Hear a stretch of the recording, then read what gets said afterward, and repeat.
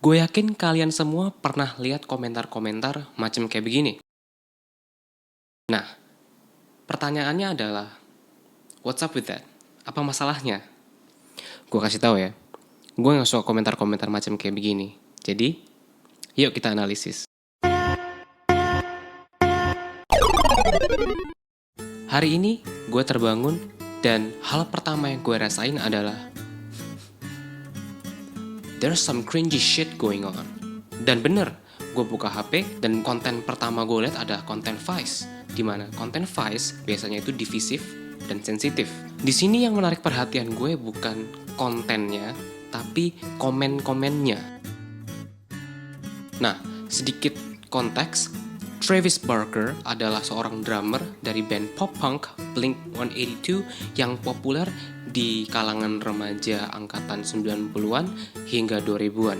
Kesuksesan Blink-182 itu sendiri, dan lebih spesifiknya kesuksesan Travis Barker, itu bukan tanpa alasan.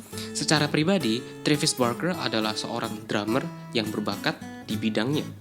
Tak berhenti dalam skena pop-punk, Travis Barker juga punya segudang portofolio di mana dia membintangi acara TV di MTV, lalu berkolaborasi dengan segudang musisi-musisi lainnya lepas dari spektrum genre pop-punk. Lantas, apa hubungannya dengan konten Vice ini? Vice menulis beberapa alasan mengapa Travis Barker layak disebut sebagai drummer pop-punk terbaik sejagat raya. Melihat portofolio Travis Barker sendiri, gue nggak bisa menyangkal statement dari Vice ini. Karena emang Travis Barker itu tak hanya berbakat di bidangnya, dia juga jago memarketkan dirinya sehingga dia bisa melepas dirinya dari spektrum genre pop-punk itu sendiri. Di poin ini, Travis Barker sudah merambah ke genre pop, hip-hop, dan bahkan saat ini memproduseri berbagai musisi yang terkenal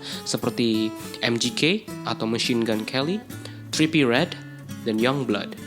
Kembali ke bahasan awal, yang menarik perhatian gue dari postingan ini bukan kontennya, tapi komen-komennya.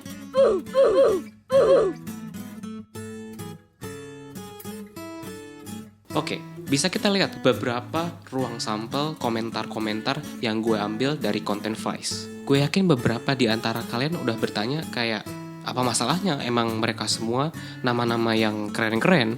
Lo tau gak sih istilah, gini nih kalau sekolah tapi otak nyangkut di pagar? Yaitu kalian. Yang nulis komen-komen di atas itu melakukan kesalahan berpikir, atau lebih kerennya disebut sebagai logical fallacy. Di sini logical fallacy itu banyak jenisnya, tapi yang mau gue fokusin hari ini adalah satu jenis yang namanya red herring, alias jaka sembung bawa golok, gak nyambung kok. Gue sering lihat orang Indonesia ngelakuin kesalahan berpikir model begini. Jadi lagi ngomongin apa, tiba-tiba responsnya apaan.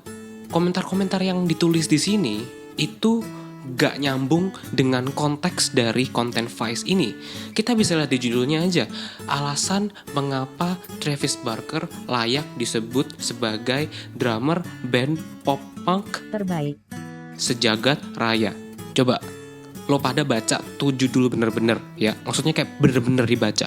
Kalau kalian baca jelas-jelas, yang digaris bawahi di judul itu adalah layak, kata layak. Di sini maksudnya adalah Travis Barker itu bisa dimasukkan ke dalam kategori drummer-drummer band pop-punk yang terhebat. Jadi bukan dia yang terbaik gitu. Please lah, otaknya dipakai gitu. Jadi yang bisa gue tangkap di sini adalah antara penulis komen-komennya yang bego, gak ngerti konteks, atau emang mereka selek sama konten yang Vice buat. Jadi kesalahan-kesalahan berpikir ini itu yang membuat gue terbangun di malam hari.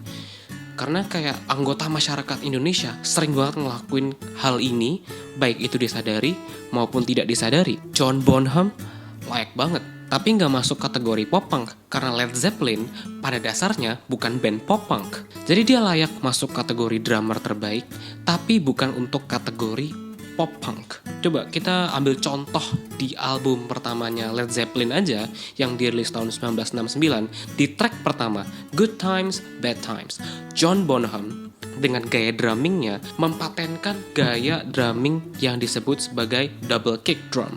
Coba kalian dengerin. Ringo Starr gimana? Ya, sehat-sehat aja kok dia. Ringo Starr layak disebut sebagai salah satu drummer terhebat. Tapi lagi-lagi bukan untuk kategori pop punk. The Beatles bukan band pop punk, jadi itu adalah kesalahan berpikir. Mike Portnoy tertawa. Iya, tertawa sama komentar lo yang goblok. Gak ada yang menyangkal skill drumming dari Mike Portnoy. Adanya gue yang menyangkal kemampuan lo untuk memberikan komentar yang tepat guna. Tony Thaxton, Jess Bowen, Ryan Dawson, dan Zac Farro. Nah, ini menarik. Penulis komentar tersebut menyebut banyak nama drummer band pop punk. Tapi kalau dibandingkan sama Travis Barker, mana dari nama-nama tersebut yang bisa menyaingi influence-nya Travis Barker? Mungkin kalau dibandingin dari skill drumming, mereka semua bisa sepadan. Tapi dalam konteks menjual diri, memarketkan diri di luar dari skena mereka masing-masing, Travis Barker masih menang. Karena Travis Barker tidak berhenti dan mengkotak-kotakan diri dalam spektrum genre pop punk. Jadi, kembali ke topik, yes, komentar ini termasuk kesalahan berpikir. Wait, what's this? Wow, ada komentar yang pintar. Gue tahu ini nggak bisa diubah, gue tahu sifat masyarakat itu gimana.